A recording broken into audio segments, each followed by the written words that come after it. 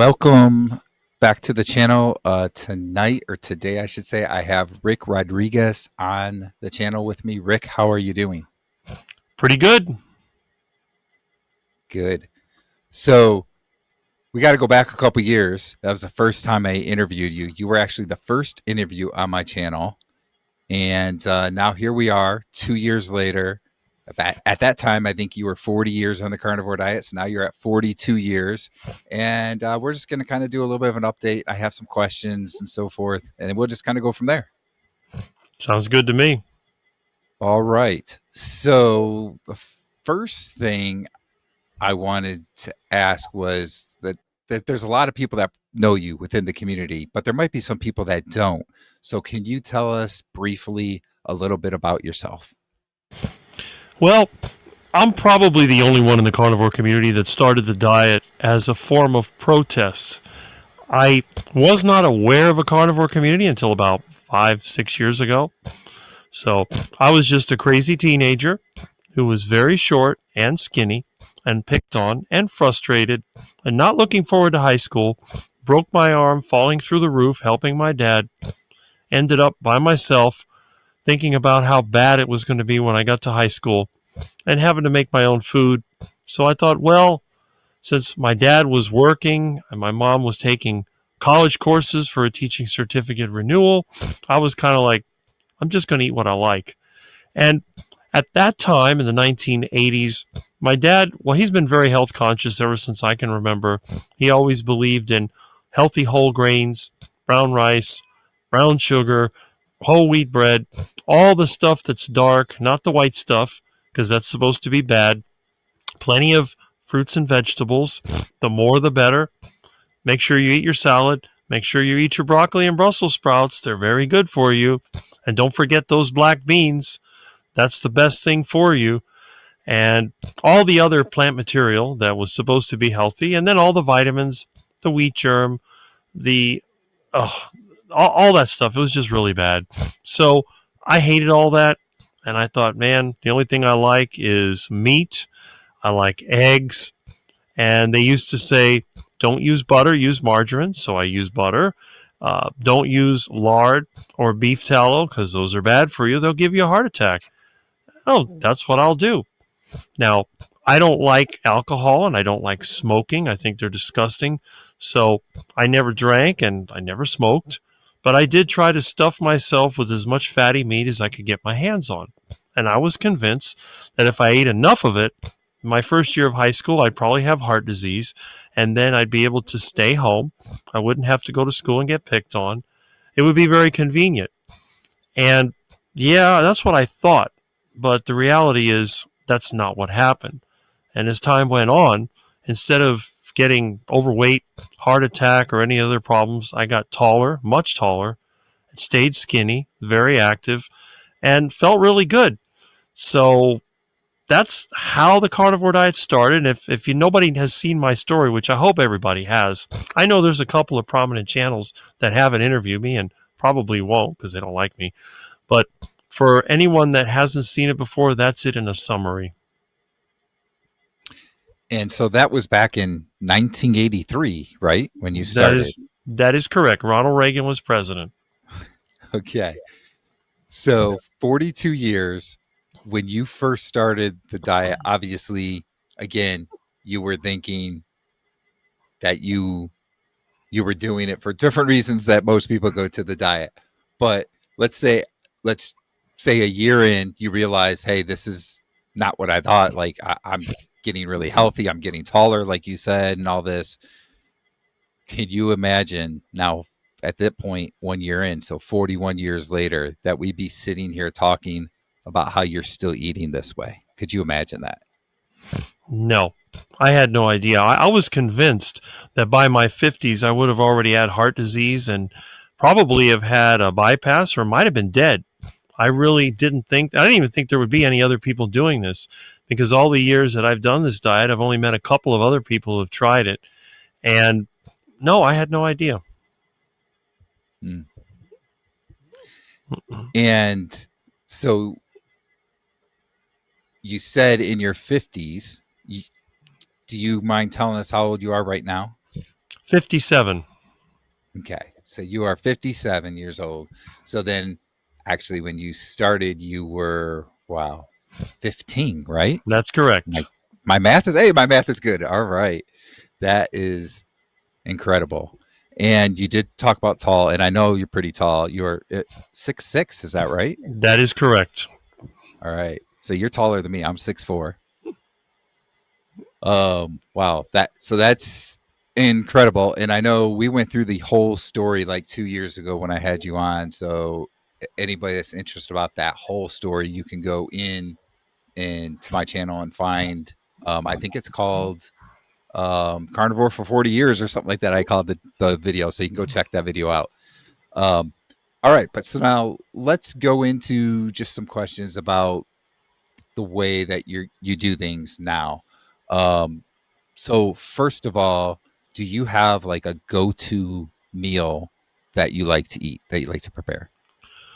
For most of my life, it's been something related to ground beef. But because of the inflation from the Federal Reserve and the lack of supply, I've had to cut my ground beef down to 2 pounds a week. I used to eat 2 pounds a day. Eggs, that was another thing. I've eaten more eggs lately, but eggs were very cheap. I used to eat a dozen eggs a day for decades. But in the last 4 or 5 years, I've had to cut it down to as little as two a day. Now I have four a day. So generally ground beef and eggs. I make yogurt, so I have yogurt every day. And morning, typically, if I have it, I'll have bacon. Otherwise, I'll have some kind of pork shoulder along with the eggs. And of course, now that I'm struggling to afford the better meats, I eat more pork and chicken, especially my favorite chicken dish, which is heart attack chicken. And that's basically chicken, typically dark meat that is deep fried in lard or beef tallow. So those are my go-to meals. That's pretty much most of what I eat. So when it comes to like chicken and pork, you're more into the dark meat than the white meat. That's correct. The And fattier is the there better. okay, that's what I was going to ask. Like, is there a particular reason, but you like it because of the fat content to it? Then, White meat is the okay. worst part of the chicken. It is the driest. And the thing is, if I eat white meat, I have to drink a lot of water with it because I have trouble swallowing it. It's just so bunched up and terrible. The only thing I've found that is good for is making a pacemaker pizza where you take the white meat, you blend it up, you mix it with pork rinds and or you put cheese in there and eggs. You blend it up, you roll it out, and then you deep fry it in pure lard. And then you can put your ground beef, your fish or whatever you want to put on there and your cheese, and then you have a pacemaker pizza. Hmm, okay, and that's basically those first ingredients were is basically your crust, right? That's right. But the yeah, It's okay, based on white meat chicken because white meat chicken is tough, and when it's all put together with the cheese and the eggs, yeah. it makes basically like a hard omelet. And then when you deep fry it, it gets a little bit crunchy, and it's perfect. I mean, it's an excellent pizza crust, and I can't eat regular pizza because it makes me physically ill. I get violent diarrhea, and I don't even like the smell of it. Regular pizza to me smells like vomit, so I don't even like it. But the pacemaker pizza is delectable. It's delicious. And I put all kinds of toppings. I even sometimes put iguana toppings on it. It's good stuff. Hmm, okay. So let's go back to ground beef real quick. You were talking about ground beef, and a lot of people will talk about different variants. Some people like their ground beef done pretty well. Some people like it more medium rare. Some people even talk about eating beef raw. What's your preference there with beef? I I generally don't eat any meat products raw. Occasionally, I've had steaks raw, but never ground beef because it just blends everything together. So normally, I'm either going to cook it in a cast iron skillet, and it's going to be cooked in its own fat. There's going to be a lot of fat in there. Or what I'll do, I'll make a stew out of it. I'll get a pot, I'll take the ground beef, and I'll just kind of throw it in the pot and then stir it up as I'm cooking it. And then I can just eat it like that. Sometimes I'll put it in the refrigerator and eat it cold. But that's generally, and then I'll eat it with some cheese, and that works really well. Sometimes I'll take eggs and I'll mix it with the ground beef, and then as I'm cooking it, I just mix it up. I don't like to brown the ground beef. I like the ground beef to be cooked, but not brown, just sort of like cooked all the way through, like a really juicy burger. I mean, I'll grill meats occasionally, but generally I like to cook them in a pan or pot so the fat doesn't go away, because that's the main thing that when I eat on the heart attack diet, I try to get the maximum amount of fat. And if you put it on a grill, a lot of that fat's going to be burned off in the fire. So I don't like to do that. I would rather just have it all in the pot and then eat it up. Now, if I make a stew and I have excess fat, I will strain that out and I'll harden it in the refrigerator to use as beef tallow so that when I cook my eggs, I have something to cook the eggs in. Mm, okay. So you're definitely, your style of eating carnivore is definitely a very high fat diet. Yes. Okay. And it's really And important because I work physically, so I need a lot of energy. I don't like lean meats. In fact, I have a difficult time with lean meats. Like I said, I have trouble swallowing them. If I start eating lean meats, I have to drink a lot of water with it. Otherwise, I'll have to spit it up because I can't swallow it. It just bunches up. But when there's a lot of fat, it goes down real easy and it tastes better too. yeah. Yeah, I would say, at least for me too, when I eat leaner meat, I get hungry quicker. Hmm. That's the first thing I notice. I Um, never get okay, hungry. so no, No. I eat 3 meals a day. I keep the fuel tank topped off, so I never get hungry. okay, so that's what I was going to ask you next is how often you eat. So you do eat 3 meals a day. Yes. Uh, and I'm assuming it's not like what people usually think, like breakfast, lunch, dinner. Like it's pretty much a similar meal each day, each time of the day, right? It's a similar type of food. Well, breakfast is a little different because generally, well, up until recently, till it got too expensive, I would normally eat 1 pound of meat and maybe 4 to 6 eggs for breakfast. For lunch, it would be 2 pounds or more. It would be 2 pounds of beef, or it could be up to 4 pounds of chicken or pork for lunch. And then for dinner, it's the same thing, 2 pounds of beef or 4 pounds of chicken or pork. Now, the thing is, I eat more chicken or pork because the bones are in them. When I eat the beef, there's generally no bones. So I have to take away the weight of the bones. So that's why I eat more of the other meats. Because if you think about like chicken legs, for example, maybe 25% of the weight may be bones and other waste material. So that's why I like to up the amount. And if I do that, I never get hungry because I get up in the morning around 6:30. I generally have breakfast between 7 and 8 in that time range. Lunchtime can be anywhere between noon and 2 o'clock. And dinner time is anywhere between 6 and 8. So that's pretty much the schedule that I follow. After 8 o'clock, I eat nothing, unless I've been working late, in which case I'll eat before I go to bed. But normally, I finish food by 8. And then I don't have breakfast until somewhere between 7 and 8. So it's about 11 to 12 hours that I don't eat. I never eat at night, never have. And if I calculated correctly, that's like a good 4 to 5 pounds of meat per day, right? Yeah, up to 6 pounds Yeah. of meat per day. Yeah. Now, granted, for somebody that's listening to this or watching this, they might be thinking like, wow, that's a lot. But let's keep in mind, you're 6'6" and you're very active. The job you have, you're constantly outside working and stuff, right? Mm-hmm. I could do anything from moving materials to digging a ditch to, I mean, you'd be surprised. Electrical, plumbing, air conditioning, construction, all different types of materials, landscaping, working on equipment. I might be putting an engine one day and replacing an air conditioner the next. So every day brings us different challenges. The weather here is very hot. So sometimes you have to take a break. Sometimes you can work through it. When we get our rare cool weather about 2 weeks out of the year, I work like crazy. When it's really hot and raining a lot, I try to work less. So it all depends on the climate. But I do work a lot. And I do some inside work. I do train people in some of the offices. I do some software work, but most of the work I do is outside. So yeah, I'm always busy. Plus, to save money and time, I'll ride the bicycle a lot of places instead of driving there. So not only do I do the physical work, but I also do a lot of walking and cycling. So I'm always on the move. Yeah. And you always have new cycling videos that you're putting out on your channel as well.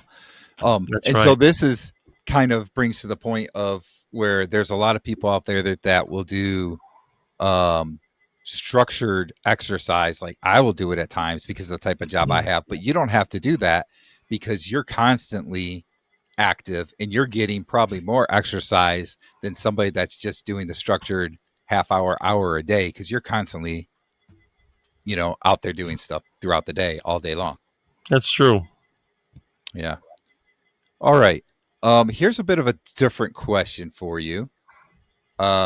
So you've been eating this way for 42 years, and at least over the last several years now, you've been active in the carnivore community within YouTube and so forth.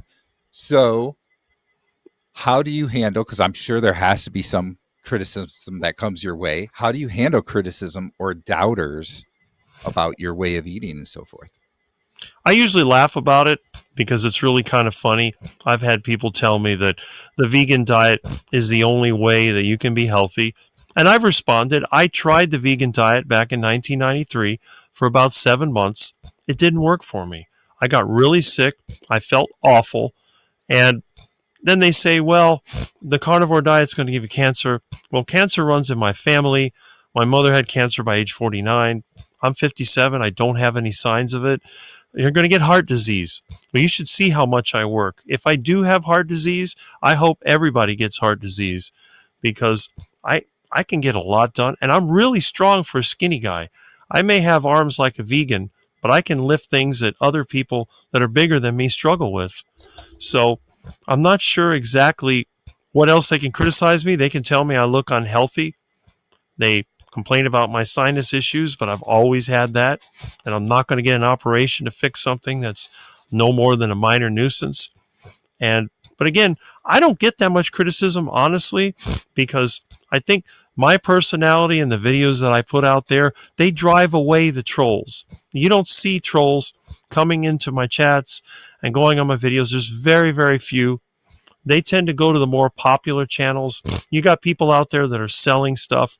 They're trying to convince everybody to join the lifestyle. I never tell anybody to be a carnivore. You look at my videos. I talk about a lot of different things. I criticize and I compliment people based on what they've done. And I never tell anybody that you need to go on the carnivore diet. I grow fruits and vegetables. I give them away to my friends when they ask me for diet advice. I never tell them they need to eat only meat. I suggest that they get rid of the other crap, which I call duck food, but I never tell them to be carnivore. But naturally, some of them have started eating more meat and started feeling better. So, but criticism, it's not really a thing. I don't think that I'm a very large target. I'm sort of a nobody in the carnivore space. So I think a lot of people, they just ignore me. It's like my house in the neighborhood. Nobody's going to rob my house because there's nothing here that they can steal. And it's the same thing with my channel. Why would they troll my channel? There's nothing to gain. I've been on YouTube 18 years. I don't even have 4,000 subscribers. So I think it's a self limiting area. I don't get a lot of interest, but at the same time, I get the best people, the people that are some of the most interesting and just the best ones to have around. That's why I have such long live streams on Saturday. It's amazing because I know a lot of YouTubers, they get a lot of grief, and there's been several YouTubers that have quit because the trolls have just driven them nuts. And I get a troll now and then, and they disappear. They don't come back. So I don't know. That's what I've experienced. Yeah. I mean, maybe it's just because you don't feed into them, you know? No, they can't So, get me mad. I know on some channels they'll get the host angry, maybe go into a rant or something like that. But on my channel, I don't care. It doesn't matter because they don't have anything really to offer me. Why am I going to worry about what they say? The people that are the quality viewers, those are the ones that I'm concerned about. And as long as they keep coming back, that means that there's something there that they like. And I'm going to continue to do it for their sake. And if the other people want to come and criticize me, they're welcome to do so. hmm, okay.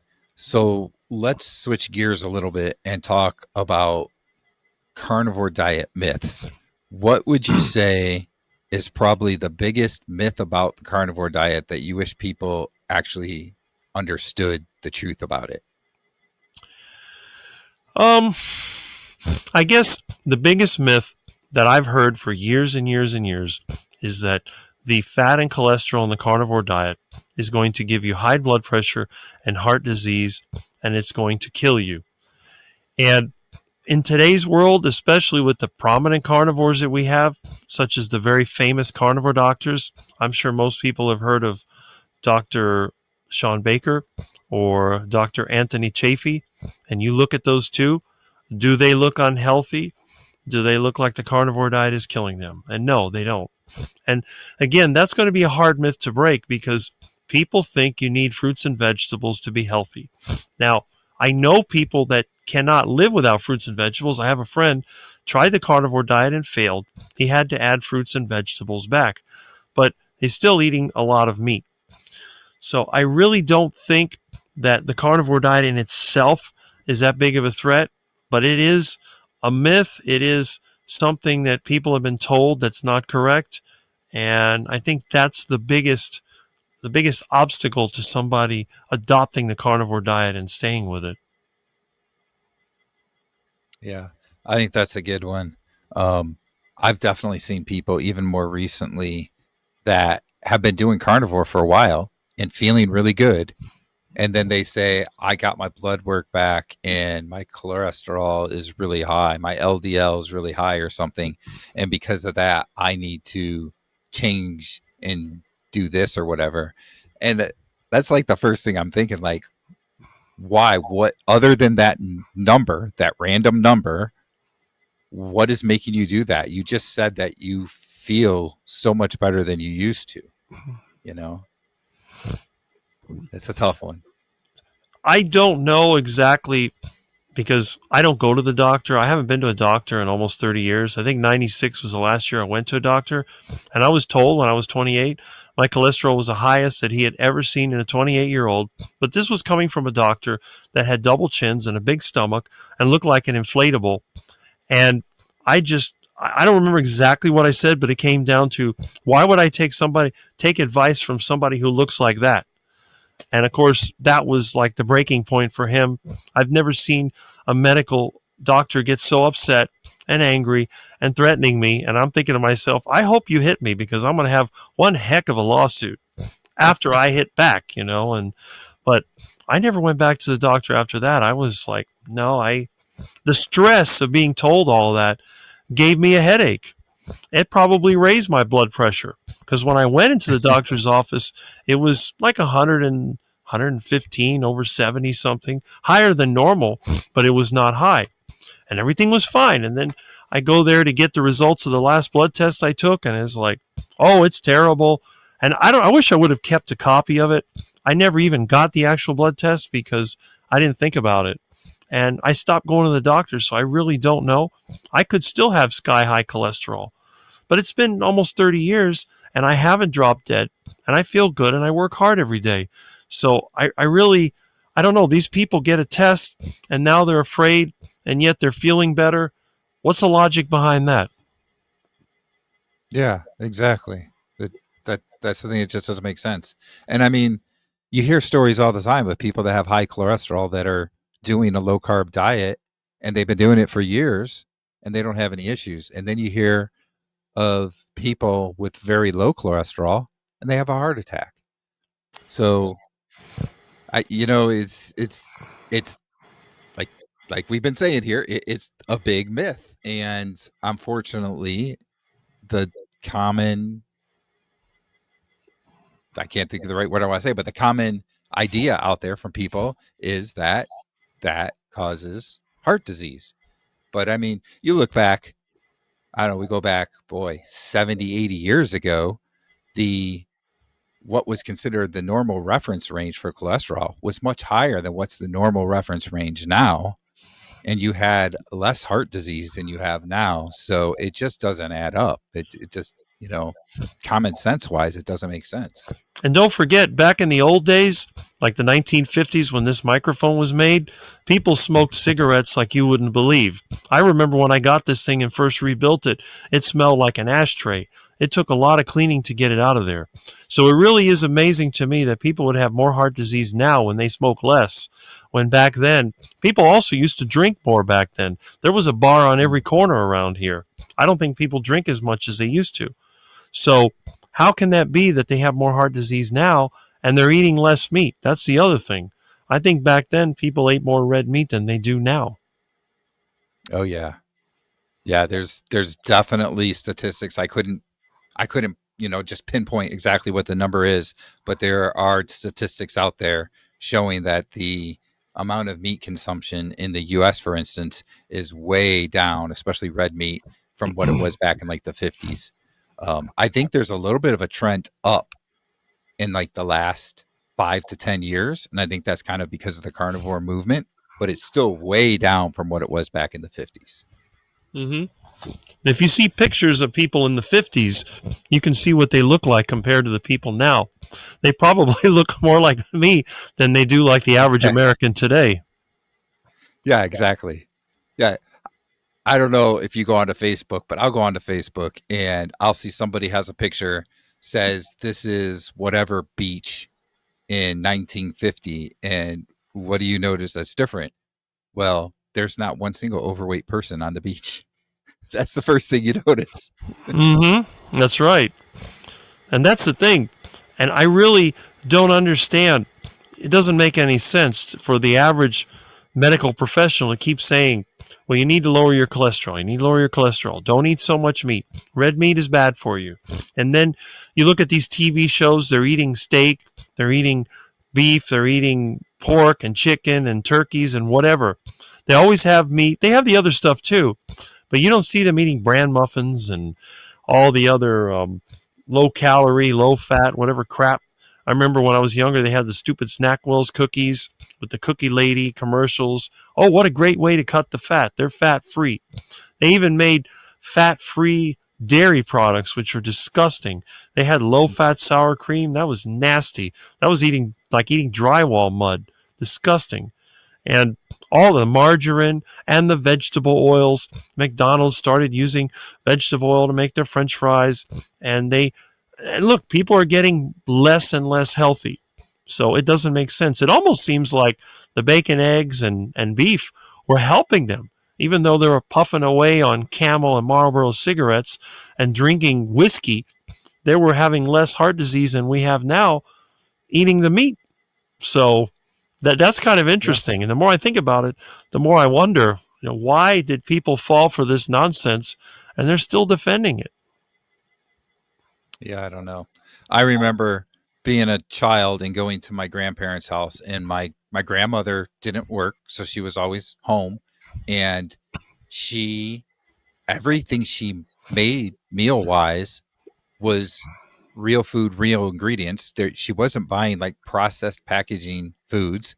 There was always a meat that was your main piece of your whatever food it was, and then she would make something, some kind of sides. Maybe there was some kind of vegetable or something, because she wasn't carnivore. But Mm-hmm. the point is, it was like real whole food. It wasn't all this processed food, and we've gotten into this world today where everybody's working and everybody's busy, and we're told here you can just make this, heat this thing up in a microwave, this packaged food that we created for you, and it's not the same type of food as they were eating before. Even if there's meat in it, it's completely different, and I think that just makes a big difference.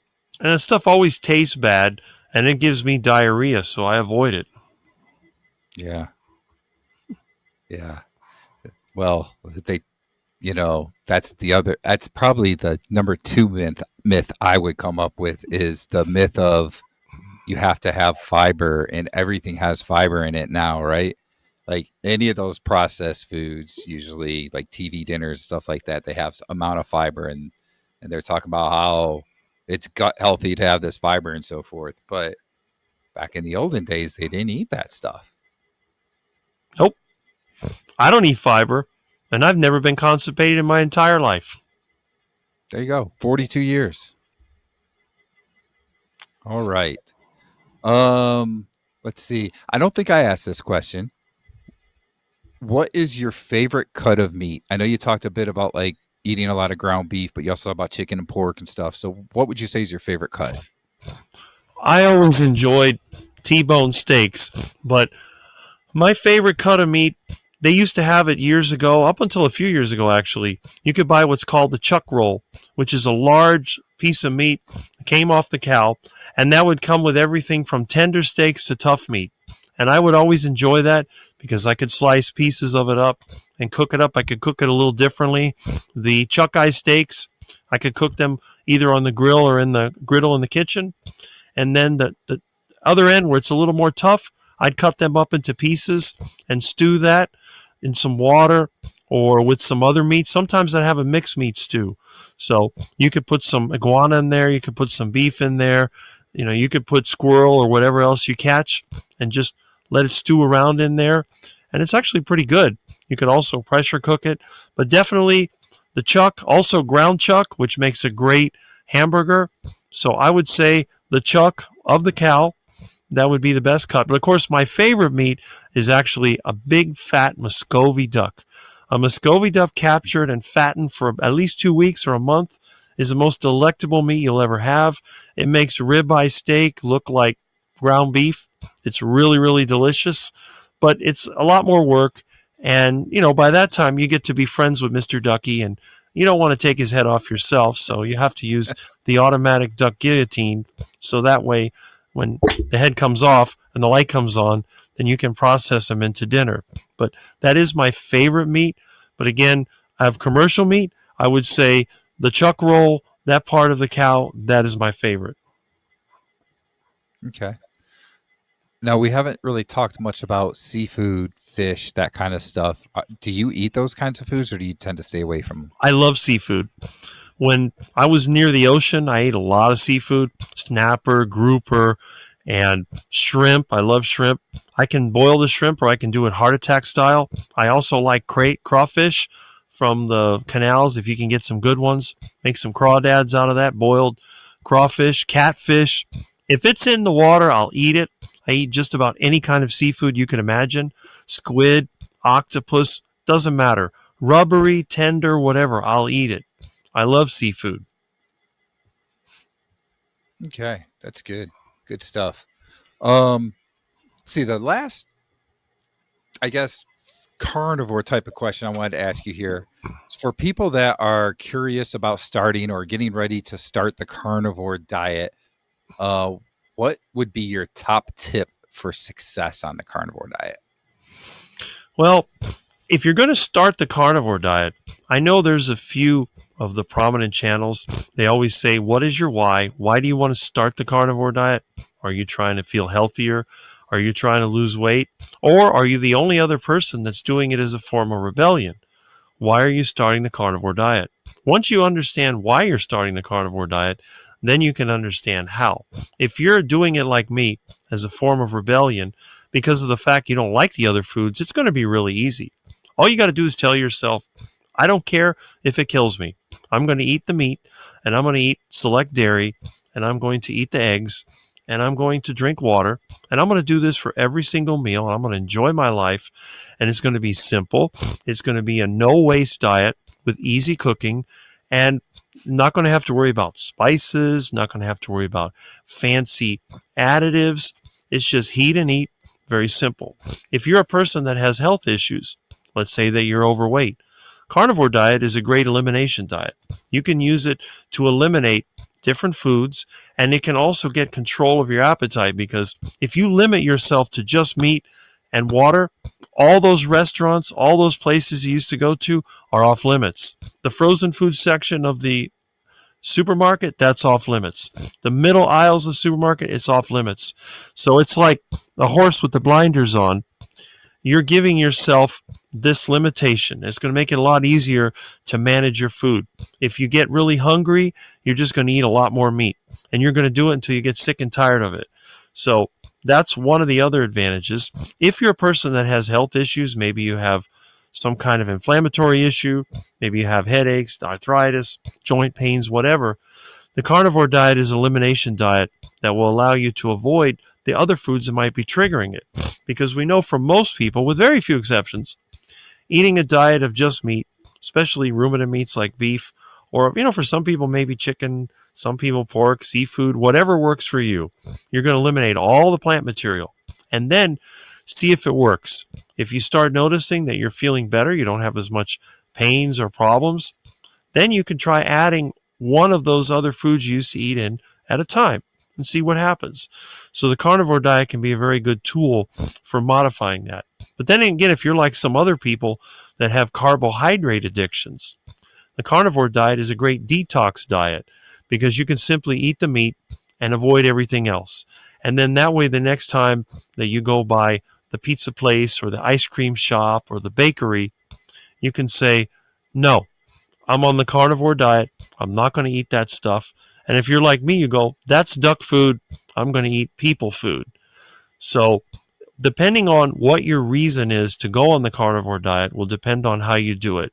If you're on already a so-called healthy plant-based diet, you might, if you're feeling good and you just want to optimize your health a little bit, you might want to just slowly cut out the plants. Try to cut out the plants that are the most inflammatory, maybe the beans, maybe rice or bread or whatever, and just start cutting that material out and then transition in the carnivore diet. Because what I know, if a person's otherwise healthy and maybe they want to optimize, they go right to the carnivore diet, bam, their digestive system and their body rebels, they feel sick, they got diarrhea, they have no energy, they're feeling miserable. So for them, it's a different approach. So again, if you're going to start the carnivore diet, you got to know what your reason is for starting the carnivore diet and then follow the procedure that goes along with that reason. That's what I would give as advice. But again, in my case, it was rebellion. I went straight into it because I didn't like any other foods, and it was easy. Plus, I was a 15-year-old. When you're a teenager, you can do a lot of different things and get away with it. But when you're 30s, 40s, 50s, 60s, your body is a mess, and you're going to have to take more drastic action. You can't do the same thing that you could, because I know a lot of teens and 20-somethings, they total garbage. They look great. They have a great physique. They're attractive, but then they get into their 30s, and it's like everything turns around. And by their 40s, they're falling apart. Hair's falling out. The gut's sticking out. They're having back issues. That seems to be the main thing. They get in their 40s, their back's already torn up. Then they have problems with their feet. Then the eyesight starts to go, and it's just like a degrading thing that happens. But again, identify what's your reason, what you're working with, make the changes, and then look, if it doesn't work, you can always go back to putting the plants in your diet. But what I think, and this is just my opinion, no one should ever eat any ultra-processed foods if it has a boxer bag with an ingredients list on it, and there's ingredients that you can't pronounce, you don't know what they are, don't eat it because it's not good for you. Yeah, that is some great insight, some great valuable information there, Rick. Okay, so let's switch now and talk about your YouTube channel a little bit. You already mentioned a little bit that you do a Saturday morning live stream, which goes on for hours. So you do that. We talked a little bit about some bicycle riding videos that you do and stuff like that. So just tell us a little bit about your YouTube channel. I'm going to have on the screen and in the description your channel for everybody to go check out. But just tell us a little bit about it. I started on YouTube back in 2006 when I first discovered YouTube, and I started posting videos in 2007. I had 2 YouTube channels. One of the YouTube channels, I just made the channel to expose scammers, especially the energy scammers that were promoting free energy, run your car on water, and all this other crap. And this channel was actually going to be about my hobbies, my cars, and the things that I like to do. I was going to build my own house, which I'll still do. I've done things like make neon signs and welding and casting metal and all this stuff. So I was going to be restoring my Dodge Chargers. So I called the channel Charger Mopar because that's the car that I like and that's what I was working with. I was on YouTube. I was posting videos from about 2007 to about 2010. I got into a controversy with a couple of other YouTubers, including one that advertised a lot on YouTube, and YouTube deleted my channels. And then my first channel has been gone forever. Somehow this channel was restored with no subscribers and only like one or two videos left. And I got frustrated and I said, to heck with YouTube. I'm not going to waste my time on it anymore. And I just stopped posting videos back in 2010. Plus, my dad was sick, my mom was sick, so I took care of them. I took care of them for 10 years. My dad for 2 years, my mom for 8. And basically, it wasn't until the pandemic hit, 2020, I started thinking about YouTube again. I was watching a lot of YouTube videos, commenting on it. That's where I discovered the carnivore videos. I had discovered keto videos a couple of years earlier, like 2018 when I was taking care of my mom. And I don't think it was until 2021 I started posting videos again on YouTube. I think I put a video of fixing the air conditioning in my truck and injection pump and a couple other things. And then I discovered another channel, was a Joey Schwartz channel, where they were interviewing people for Carnivore. And I mentioned how long I've been carnivore, which is 39 years at the time. And he says, oh, will you let me interview you on my channel? So he interviewed me on his channel. The interview started out with not too much interest, and then the comments started going more and more and more. I like this guy, and wow, it was kind of novelty back then. And then as time went on, more and more people viewed that video. I think it was over 300,000 or 400,000 views at one time. That was unbelievable to me. And I got kind of surprised. So I thought maybe I should post some YouTube videos. But then I thought, well, this is a fad. It will come and it will go.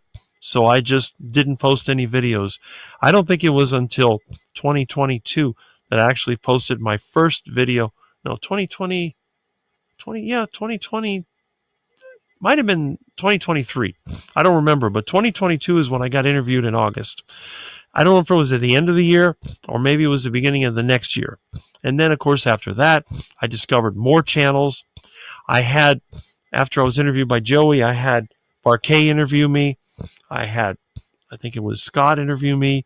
And then Dr. Chafee in November of 22, I believe. So it's been almost 3 years since he interviewed me. That was a huge hit right there. And I just started getting different interviews.